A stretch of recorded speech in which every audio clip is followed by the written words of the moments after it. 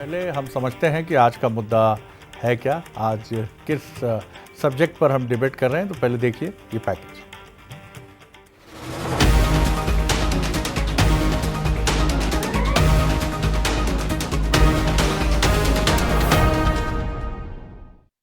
मैं छिंदवाड़ा किसी हालत में नहीं छोड़ूंगा। मैं छिंदवाड़ा किसी हालत में नहीं छोड़ूंगा। पूर्व मुख्यमंत्री कमलनाथ ने ये बयान जबलपुर से चुनाव लड़ने के सवाल पर दिया। पिछले कुछ वक्त से चर्चा है कि कांग्रेस लोकसभा चुनाव की जंग में दिग्गजों पर दांव लगाने जा रही है। एआईसीसी चाहती है कि बड़े नेता लोकसभा चुनाव लड़े। ऐसी चर्चा थी कि पार्टी कमलनाथ को जबलपुर से उतार सकती है, लेकिन कमलनाथ ने साफ कर दिया है कि उनका जबलपुर से लोकसभा चुनाव लड़ने का कोई प्लान नहीं है। नाथ के इनकार पर बीजेपी ने बड़ा हमला बोला। नरेंद्र सलूजा ने ट्वीट कर कमलनाथ पर निशाना साधा तो मीडिया प्रभारी आशीष अग्रवाल ने कहा कि जनता पहले ही उन्हें ना कह चुकी है। वहीं कांग्रेस का स्टैंड अभी भी साफ है। पार्टी के मीडिया विभाग के उपाध्यक्ष अवनीश बुंदेला ने कहा कि हाईकमान जिसे कहेगा उसे चुनाव लड़ना पड़ेगा। नहीं, देखिए, कांग्रेस मंथन तो कर रही है पर नाम कहाँ है, क्योंकि जो नाम है वो चुनाव लड़ना नहीं चाहते हैं। बाकी जो कांग्रेस के टिकट बांटने के जो दो आधार हैं, गुटबाजी और नीलामी, इन्हीं सब में फंसकर कांग्रेस आज खत्म हुई जा रही है। देखिए, जिनको केंद्रीय नेतृत्व किसी भी नेता को केंद्रीय नेतृत्व प्रदेश नेतृत्व कहेगा, निर्देश देगा, वो वहाँ से चुनाव लड़ेगा। आदरणीय कमलनाथ जी निश्चित तौर पर छिंदवाड़ा से हैं। बाकी कमलनाथ जी वर्तमान विधायक भी हैं, तो मुझे नहीं लगता कि वो, लेकिन हाँ, अगर उनको निर्देश देगी पार्टी जबलपुर से, सागर से, कहीं से भी, कमलनाथ जी चुनाव लड़ेंगे। अब सवाल ये उठता है कि जब पार्टी चाहती है तो दिग्गज चुनाव लड़ने से इनकार क्यों कर रहे हैं? कमलनाथ से पहले दिग्विजय सिंह, अजय सिंह, राहुल जैसे कई बड़े नेता चुनाव लड़ने से मना कर चुके हैं। क्या ये हार का डर है या फिर कोई और सियासी समीकरण है जिसके चलते कांग्रेस के दिग्गज लोकसभा के रण में उतरने से इनकार कर रहे हैं? नाथ का इनकार भी कुछ ऐसी ही कहानी बयां करता नजर आ रहा है। नमस्कार, मैं हूं शरद द्विवेदी और आज का मुद्दा में आपका बहुत बहुत स्वागत है। और आज का मुद्दा है नाथ का इनकार या दिख रही हार। उम्र का एक पड़ाव ऐसा होता है, वरिष्ठता का एक पड़ाव ऐसा होता है कि जब आप इस शब्द से डरते नहीं, आप इस शब्द से चिंतित नहीं होते हैं कि हार होगी या जीत होगी। और कई बार आपका कद भी इतना बड़ा हो जाता है कि आप इस सवाल के दायरे से परे हो जाते हैं। तो ये सोचना कि कमलनाथ हार के डर से जबलपुर नहीं जा रहे होंगे, कतई बिल्कुल नहीं। कोई भी दिग्गज नेता, वो बीजेपी का हो, कांग्रेस का हो, इस डर से नहीं। हाँ, उसका एक मोह होता है, उसका एक प्रेम होता है, उसके अपनी कॉन्स्टिट्यूएंसी से, अपने इश्यूज से, अपने मुद्दों से। और कमलनाथ जी की मोहब्बत और उनका प्रेम छिंदवाड़ा से कैसा है, ये किसी से छिपा नहीं। लेकिन ये खबर तो चल निकली कि अगर क्या पार्टी कहेगी कि लड़िए तो क्या वो लड़ेंगे। लगता इसलिए नहीं है कि बीच में जो मसले उठे और जिसके चलते कथित रूप से बीजेपी में जाते जाते रुके कमलनाथ जी, उसके बाद ये क्लैरिटी तो बहुत साफ होगी पार्टी में कि कमलनाथ जी को क्या करना है और क्या नहीं करना है। लेकिन फिर भी ये सवाल उठा क्यों, और क्यों पार्टी के युवा नेता कह रहे हैं कि अगर कहा जाएगा तो अनुशासित नेता हैं, क्यों नहीं लड़ेंगे। कई सवाल हैं, लेकिन सबसे पहले बंसल न्यूज़ के 3 सवाल। पहला सवाल, क्या जबलपुर से चुनाव न लड़ना नाथ का छिंदवाड़ा प्रेम दर्शाता है? फिल इन दी ब्लैंक्स होगा तो मैं लिखूंगा बेहिचक यस, हाँ। सवाल नंबर 2, कमलनाथ आखिर छिंदवाड़ा छोड़ने से क्यों डर रहे हैं? इसमें फिल इन दी ब्लैंक्स में अगर मैं कहूँगा तो मैं लिखूंगा नहीं, डर नहीं रहे, मोह है। फिर रिपीट करूँगा, मोह है। एंड द थर्ड वन, जो तीसरा सवाल है, क्या नकुलनाथ के भविष्य की चिंता उनको छिंदवाड़ा छोड़ने से रोक रही है?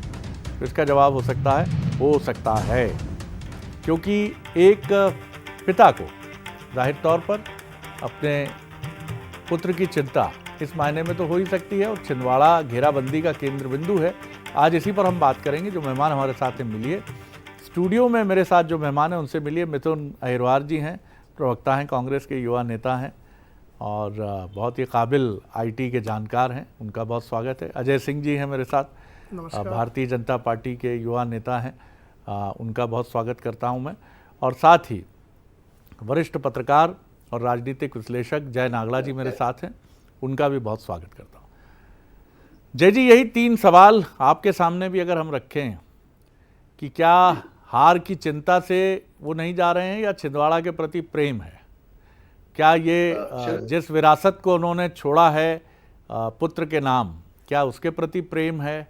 और तीसरा सवाल जो मैं बनाकर आपकी तरफ ले जा रहा हूं, अगर पार्टी कहेगी तो क्या कमलनाथ उतरेंगे? जी शरद जी, ये बात कही, मैं उससे सहमत हूँ कि शरद इस समय चाहे कमलनाथ जी हो चाहे दिग्विजय सिंह हो, ये राजनीति के उस शिखर पे है कि जिससे कुछ बहुत नहीं पड़ता कि वो हार जाए चुनाव या जीत जाए।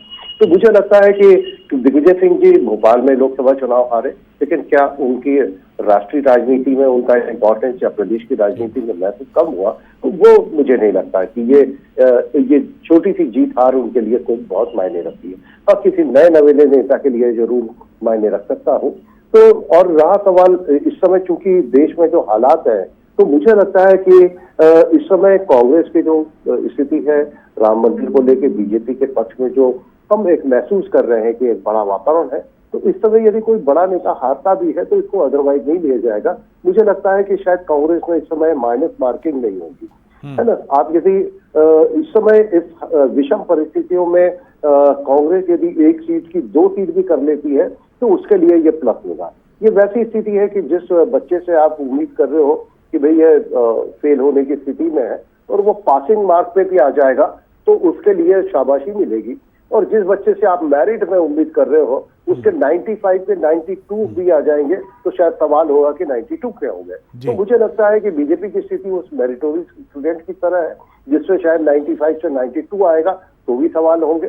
और यहाँ सप्लीमेंट्री वाला फेल वाला सप्लीमेंट्री में भी आ गया तो शायद उसको शाबाशी मिलेगी, चलो ठीक है कम से कम। तो मुझे लगता है ये स्थिति बहुत स्पष्ट है कांग्रेस बीजेपी की। आपने सही कहा, अगर किसी का 5 लाख से कम रहा जीत का तो ये कहा गुरु राम लहर में भी 5 लाख नहीं ला पाए यार, क्या मतलब है यार, काय की जीत है ये।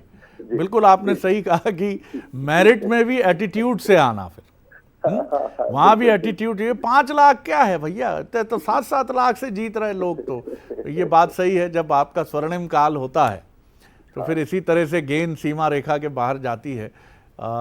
मैं आता हूं अजय सिंह जी की तरफ, फिर लौटूंगा अजय जी आपकी तरफ। अजय जी, किस तरह से देखते हैं आप, इसमें कोई द्वंद्व नहीं है, कोई चिंता नहीं है, कोई परेशानी नहीं है, लेकिन फिर भी कमलनाथ जी आपके प्रिय नेता हैं, पहले भी और अभी भी। पहले कुछ दूसरे संदर्भ में, अभी एक अलग संदर्भ में। जी देखिए शरद जी, जिस तरह से आज कमलनाथ जी ने अपनी बात रखी, इसके स्पष्ट तौर पर 2 मायने स्पष्ट दिखाई देते हैं। कमलनाथ जी जैसे नेता जो अपने आप को पार्टी से बढ़ के मानते हैं, अगर अपन विधानसभा चुनाव भी हम देखें तो किस तरह से नकुलनाथ जी ने पार्टी की घोषणा से पहले 7 उम्मीदवार घोषित कर दिए थे। कमलनाथ जी और नकुलनाथ जी द्वारा सार्वजनिक तौर पर अपनी उम्मीदवारी छिंदवाड़ा से घोषित करी, ना स्क्रीनिंग कमेटी की बैठक हुई ना सीईसी की बैठक हुई। तो ये पार्टी से ऊपर अपना स्तर मानने वाले नेता हैं। लेकिन जिस तरह से अभी चर्चाएं चली कि कमलनाथ जी को पार्टी निर्देश दे सकती है कि जबलपुर से लड़ें, तो कमलनाथ जी को कहीं ना कहीं अपने सम्मान के खिलाफ लगी कि मुझे नए नवेले अध्यक्ष के निर्देश पर चुनाव लड़ना पड़ेगा। और उन्होंने लगभग बागी होते हुए अपनी बात कही कि किसी हालत में मैं छिंदवाड़ा नहीं छोड़ूंगा। एक तरह से नेतृत्व को चुनौती दी कि आप मुझे किसी भी हालत में कहीं से भी लड़ा नहीं सकते हैं। और स्पष्ट उनका जिस तरह का बात करने का लहजा था वो सभी देख सकते हैं, उनकी चुनौती स्पष्ट थी। दूसरी तरफ मध्य प्रदेश से 44 साल का नाता रखने वाले कमलनाथ जी, 1980 में मध्य प्रदेश में आए कमलनाथ जी तो छिंदवाड़ा के रास्ते। छिंदवाड़ा वो सीट जो 1977 की जनता पार्टी लहर में अकेली सीट कांग्रेस जीती थी 7 हिंदी भाषी राज्यों में। तो कमलनाथ जी हवा भी पहचानते हैं, तो चुनाव भी लड़ने आए तो सुरक्षित सीट से। तो आज वो नहीं जानते होंगे कि जबलपुर में मैं 5 या 8 लाख से चुनाव हार जाऊंगा। तो ऐसे समय में क्यों चुनाव लड़ने जैसी बात के लिए सहमति जताऊं तो उनका जिस तरह का राजनीतिक दूरदर्शिता है और साथ ही पार्टी में जिस तरह का कद रहा है, उस कद के हिसाब से उन्होंने एक तरह से पार्टी नेतृत्व को चुनौती पेश की है। आज कोई प्रवक्ता या कोई भी व्यक्ति कुछ भी कहे, लेकिन कमलनाथ जी का लहजा स्पष्ट है कि मैं किसी बात को नहीं मानूंगा, ये मेरी चुनौती है, मैं कहीं से नहीं जाऊंगा, छिंदवाड़ा में ही रहूंगा। जी अंतर थोड़ा ये भी है अजय जी कि बीजेपी में आप कहिए मत, पर्दे के पीछे से हो जाएगा जैसा आप चाहते हैं। नरेंद्र सिंह तोमर जी ग्वालियर में अपनी पसंद के लोकसभा कैंडिडेट ले आए बड़े आराम से, और शिवराज जी भोपाल और होशंगाबाद से ले आए। लेकिन कहिए मत, ये मैं आपकी बात से सहमत हूँ कि अगर दोनों नेता कह देते हैं कि खम ठोक के हम बोल रहे हैं यहाँ से ये लड़ेंगे और यहाँ से ये लड़ेंगे, ये अंतर है बीजेपी का कांग्रेस का, अनुशासन का अंतर। मैं इससे भी सहमत हो सकता हूँ। मैं फिर आऊँगा हमारे मित्र मिथुन जी की तरफ। सर, आपके साथी कह रहे हैं, अभिन्न मित्र आपके कह रहे हैं कि डर रहे हैं कमलनाथ जी, और एक बड़े नेता हैं, क्यों ये भाव उनके मन में है, और छिंदवाड़ा के अलावा जैसे उनका कोई ठौर ठिकाना ही नहीं है। पूर्व मुख्यमंत्री रहे कमलनाथ, लेकिन छिंदवाड़ा के अलावा जब भी बात होती है बीजेपी का निशाना होता है कि सिर्फ छिंदवाड़ा छिंदवाड़ा छिंदवाड़ा, जैसे कमलनाथ जी सिर्फ छिंदवाड़ा के नेता हैं। देखिए, अब ये मेरे साथी तो नहीं रहे, मेरे मित्र ज़रूर कह सकता हूँ इन्हें। जी। लेकिन इस बात की मुझे खुशी है कि आज भी जब भारतीय जनता पार्टी 29-0 की बात कर रही है, अजय जी में ये साहस है, वो कह सकते हैं कि छिंदवाड़ा आज भी हमारी सुरक्षित सीट है। तो ये कहीं ना कहीं चुनौती देखते दिख रहे हैं कि भारतीय जनता पार्टी का जो टारगेट दर्ज हुई, आपका जो टारगेट था भारतीय जनता पार्टी का 29-0 का, उस पर तो अभी से लोगों का कॉन्फिडेंस समझ में आ रहा है। दूसरी बात आ रही है घोषित करने की। कमलनाथ जी जिस कद के नेता हैं, वो कद किसी ने कभी चैलेंज नहीं किया। दूसरी बात ये है कि ये अनुशासन की बात कांग्रेस पार्टी पर तो लागू होती है, लेकिन भारतीय जनता पार्टी के स्टैंडर्ड्स क्यों बदल जाते हैं? जब गौरी शंकर बिसेन अपनी बेटी मौसम बिसेन का टिकट चाहे डिक्लेयर करते हैं, या इमरती देवी जी कह देती हैं आज से 3-4 महीने पहले ही कि ज्योतिरादित्य सिंधिया जी गुना से चुनाव लड़ेंगे, और भारतीय जनता पार्टी को उनकी बात माननी पड़ती है। तो भारतीय जनता पार्टी इस बात पर विचार करे तो कथित अनुशासन वाली पार्टी, जिसमें उमा भारती जी कहती थी कि मुझे चुनाव लड़ना, उनको टिकट नहीं दिया गया, और शिवराज सिंह जी कह रहे थे कि मैं दिल्ली नहीं जाऊंगा, उनको टिकट दे दिया गया। तो भारतीय जनता पार्टी किस दिशा में जा रही है, ये बात ठीक है कि भारतीय जनता पार्टी की एक ब्रांडिंग की जो राजनीति है, वो शायद उतनी कांग्रेस पार्टी ने उस पर कॉन्सेंट्रेट नहीं किया। नहीं तो यही भारतीय जनता पार्टी है जिसके नेता, यदि 2 सिटिंग सांसद आज भारतीय जनता पार्टी छोड़ करके कांग्रेस में आ चुके हैं, तो 2 इनके डिक्लेयर्ड टिकट्स पर लोगों ने मना कर दिया चुनाव लड़ने से। इनकी भोपाल की ट्रिपल इंजन की सरकार की सांसद प्रज्ञा सिंह जी का इनको टिकट काटना पड़ा है, वो हथौड़ा लेकर के दुकानों पर जा रही हैं और भारतीय जनता पार्टी के विधायकों पर आरोप लगा रही है कि अवैध शराब का धंधा करते हैं। ऐसी स्थिति यदि भारतीय जनता पार्टी में आ जाती है, तो भारतीय जनता पार्टी का विषय भारतीय जनता पार्टी कैसे देखना चाहती है? हमारे तो मुद्दे विषयों के हैं। हमने तो ये कहा कि यदि आपने ये वादा किया था कि डबल इंजन की सरकार की आप बात करना चाहते हैं, तो उस डबल इंजन का लाभ डबल मध्य प्रदेश में क्यों नहीं मिलता? प्रधानमंत्री जी की उस गारंटी का क्या हुआ जिसके तहत वे कह के गए थे कि 450 रुपये में सिलेंडर मिलेगा? अभी 100 रुपये और कम किए, तो 350 में कब मिलने वाला है मध्य प्रदेश को? हम तो उस गारंटी की बात करना चाहते हैं जिसके तहत कहा गया था 2700 रुपये में गेहूं मिलेगा, 3100 रुपये में धान मिलेगा, इसके साथ 3000 रुपये लाडली बहनों को मिलेंगे। उसके बारे में यदि भारतीय जनता पार्टी कॉन्सेंट्रेट ना करके कांग्रेस पर कॉन्सेंट्रेट करना चाहती है, तो अपने आप को एक बेहतर विकल्प के रूप में बताएं और जनता से ये सर्टिफिकेट लेकर के आए कि जनता हमारी बातों पर इस चुनाव के जीतने के बाद भी भरोसा कर रही है। वो भरोसा आज जनता के बीच दिखाई नहीं देता। जनता आक्रोशित है, जनता गुस्से में आपकी वादा खिलाफी के खिलाफ। जय जी की तरफ मैं चलूंगा। मैं सोच रहा था कि ये सवाल मिथुन जी से करूं, लेकिन मुझे लगता है कि पार्टी की अपनी मर्यादा दोनों दलों के लिए होती है। जय जी, अगर यही कमलनाथ जी बीजेपी में होते तो गुंजाइश नहीं होती ना कहने की, या ये कहने के भी बड़े अर्थ लगाए जाते हैं कि मैं छिंदवाड़ा नहीं छोड़ूंगा। एक निर्देश आता ऊपर से कि आपको चुनाव लड़ना, जैसे आपने छत्तीसगढ़ में देखा कि भूपेश बघेल जी, पूर्व गृह मंत्री ताम्रध्वज साहू जी, तमाम बड़े नेता जो हैं वो मैदान में, और चर्चा ये भी है कि टी.एस. सिंहदेव जी को भी मैदान में उतारा जा सकता है। बीजेपी का कल्चर ये है, और क्या कांग्रेस उस कल्चर से मुख्तलिफ है, भिन्न है, या कमलनाथ जी अपनी साफगोई की वजह से कई बार कंट्रोवर्सीज में आ जाते हैं, या वो इतने सीनियरिटी उनकी इतनी मजबूत है? लेकिन अगर वो कह देते कि पार्टी जहाँ से भी कहेगी, बिटवीन द लाइंस तो सबको समझ में आता है, राहुल जी से बात हो गई होगी, लेकिन उनका ये कहना पार्टी में क्या एक अलग मैसेज नहीं देता कि जहाँ से कहेंगे लड़ेंगे, हार जीत से हमें कोई चिंता नहीं?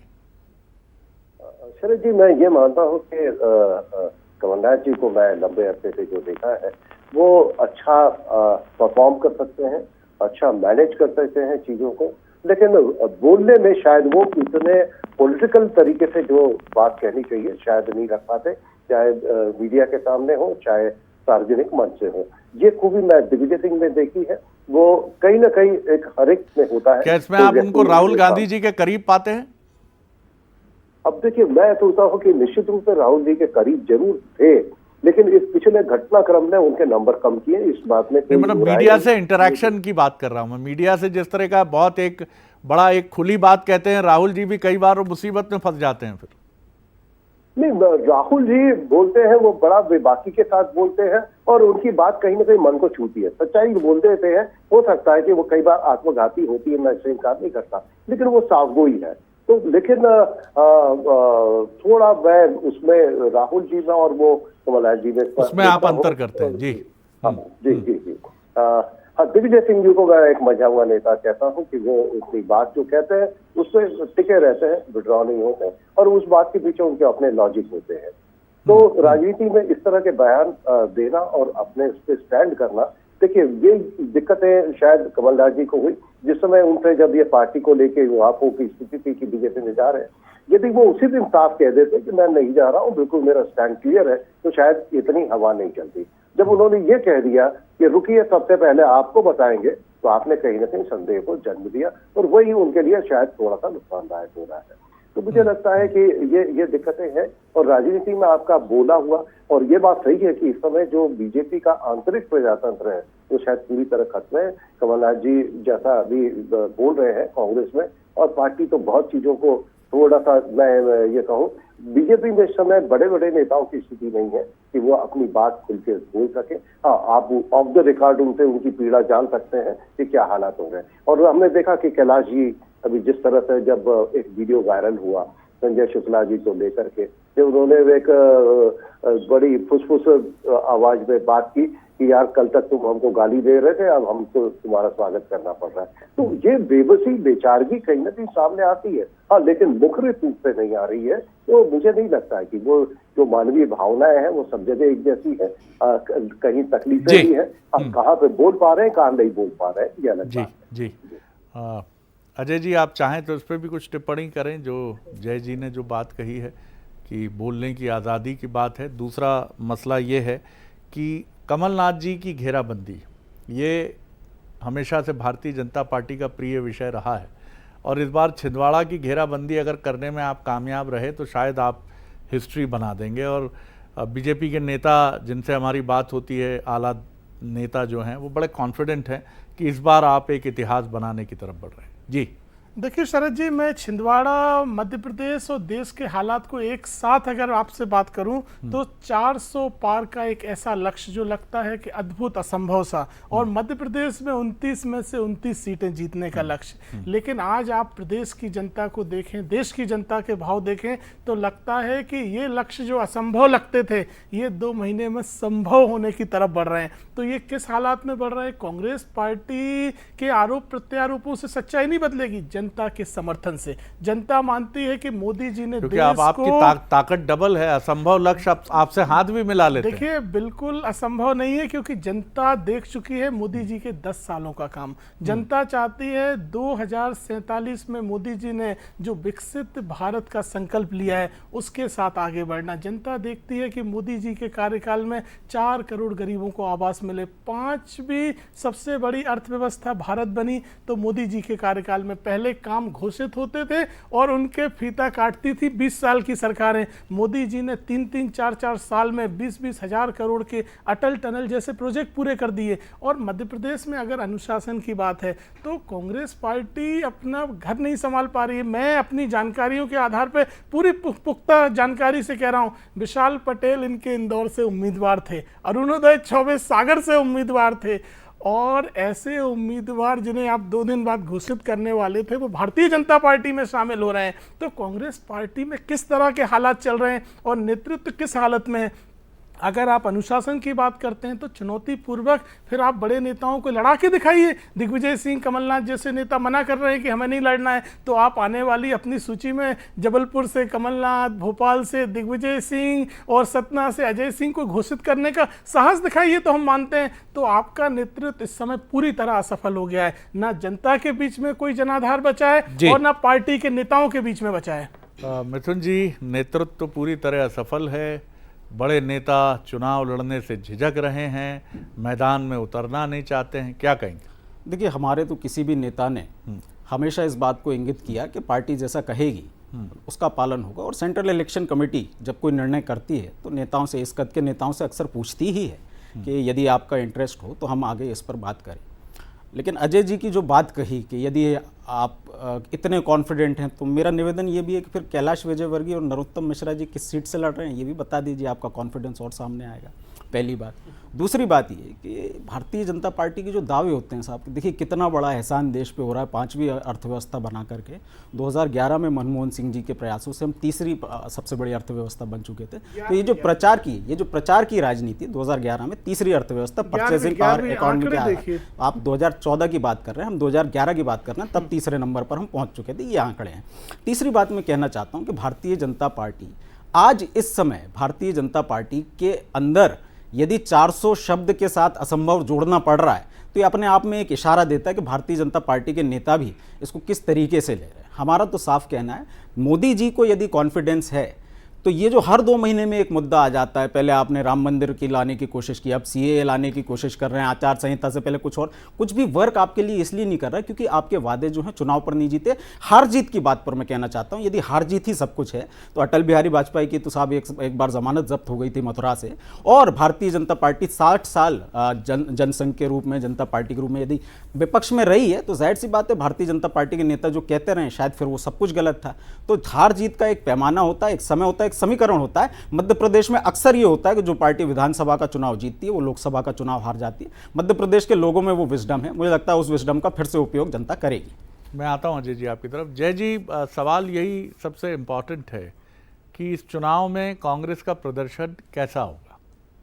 कांग्रेस के नेताओं में झड़ी लगी है, आप उसको जिस रूप में भी देखें, कुछ लोग कहते हैं प्रलोभन है, कुछ लोग कहते हैं भय है केंद्रीय एजेंसियों का, ये आरोप भी सामने आता है। कांग्रेस इन सारी चीज़ों पे कवर डाल रही है ऐसा मैं नहीं कहूँगा, लेकिन फिर भी कमज़ोरी तो है। कमज़ोर से कमज़ोर पार्टी बीजेपी जब संघर्ष करती रही जनसंघ के तौर पर, उसने कांग्रेस में जाने की झड़ी नहीं लगी उसके नेताओं की। अपवाद मिल सकते हैं। और इसके पहले भी जब 10 साल दिग्विजय सिंह जी की सरकार थी तब भी ऐसा नहीं था कि कांग्रेस में चले गए बीजेपी के कई बड़े नेता, क्योंकि दिग्विजय सिंह जी एक बड़े अलग मिजाज के राजनेता कहे जाते थे। आप इसी को छोड़कर यही बात नहीं कह सकते कि साहब हमारे यहाँ से खींच के ले जा रहे हैं, प्रलोभन दे रहे हैं, डरा रहे हैं। आखिर इसको तो रोकना कांग्रेस का ही नैतिक दायित्व है। जी देखिए, निश्चित रूप से ये कांग्रेस इस समय अपने सबसे खराब दिनों से गुजर रही है, इसका कोई दो मत नहीं। लेकिन इससे कहीं ना कहीं वैचारिक दिवालियापन भी आ रहा है कि जो नेता हम वैचारिक उसकी बात करते थे वो सारी प्रतिबद्धता आपकी छोड़ करके क्यों आप जा रहे हैं, और उम्र के उस पड़ाव पे जहां पे आपका कोई भविष्य भी नहीं है। तो जब आप जिस उम्र में मार्गदर्शक मंडल में डाल दिए जाते हैं तो मुझे लगता है कि कांग्रेस की या बीजेपी के लिए भी ये सोचने की बात है कि जिस समय बीजेपी खुद के दम पे सारा चुनाव लड़ने की स्थिति में है, इस समय आपको क्या जरूरत है उस आइडियोलॉजी को छोड़ करके दूसरे लोगों को लाने की, और इससे केवल एक मनोवैज्ञानिक दबाव बन सकता है। और देखिए, हर एक पार्टी के साथ होता है। बीजेपी भी एक दौर था जब केवल 2 सीटें थी, लेकिन वो 2 सीटों से खत्म नहीं हुई बीजेपी। 2 सीटों से कांग्रेस भी एक बार 400 के आंकड़े पे थी जब इंदिरा जी की हत्या के बाद राजीव गांधी आए थे, तब विपक्ष खत्म जैसी स्थिति था। लेकिन तब क्या कोई बोल सकता था कि बीजेपी इतने बहुमत के साथ में आगे नहीं बढ़ा पाऊंगा जय जी, बहुत कम वक्त है मेरे पास। बोल लीजिए, बहुत 15 सेकंड है आपके पास, 15 सेकंड। एक ही चीज करेक्ट करना चाहता हूं। मेरे मित्र ने कहा लोकसभा विधानसभा का आंकड़ा बदलता है। 1996 से लेकर 2024 तक कांग्रेस एक भी बार भाजपा से ज्यादा सीट नहीं जीती मध्य प्रदेश में। ये गलत आंकड़ा है जो आप प्रस्तुत करने की कोशिश कर रहे हैं। आपके मध्य प्रदेश में सरकार अभी बनी, 12 सीटें चलिए, 13 में कांग्रेस की आपकी थी बनी, और चलिए। 16 सीटें भाजपा की थी, 3 में तो आपकी हमेशा बनी, भाजपा 4 की में ज्यादा बहुत रही। शुक्रिया, केंद्र में बहुत तो हमने शुक्रिया सरकार बना दी। मिथुन जी, रही है। बहुत में तो शुक्रिया हमने सरकार अजय बना जी, दी। तो कंसिस्टेंसी बहुत केंद्र में शुक्रिया सरकार बन रही है फिर। जय नागड़ा जी। अक्सर आप देखते होंगे कि मुगलिया सल्तनत की तरफ अगर आप चलें तो मुट्ठी भर सैनिकों के जत्थे भी अपने नेतृत्वकर्ता की तलवार की बदौलत और खुद के सामर्थ्य और खुद के जौहर के बदौलत बड़ी बड़ी मुगलिया सल्तनत की सेनाओं के दांत खट्टे कर देते। और नेतृत्वकर्ता जब शिवाजी जैसा व्यक्तित्व होता था तो वो एक ही बात कहता था कि माँ तुलजा भवानी को क्या मुंह दिखाओगे, लड़ोगे। लड़ना एक आदत होती है। और कांग्रेस जितना विराट संगठन है, अगर आज इसमें दरारें हैं तो ये दरारें 1-2 दिन में नहीं आई, ये दरारें बरसों में आई। और इन दरारों को भरना है तो भरना नेतृत्वकर्ता को होगा। उसको ये भरोसा जताना होगा कि बहार फिर लौट कर आती है और शौर्य और ऊर्जा उसी संगठन और उस समूह में होती है जो किसी स्वार्थ के लिए काम नहीं करता है, पद के लिए काम नहीं करता है। क्या कांग्रेस और उसके नेता अपने कार्यकर्ताओं को ये समझा पाने में कामयाब हैं? ये सवाल मैं उन्हीं पर छोड़ता हूँ। आगे देखिए छत्तीसगढ़ आज का मुद्दा, भूपेश पर जिहादी वार, हमारी सहयोगी जया शर्मा के साथ। नमस्कार।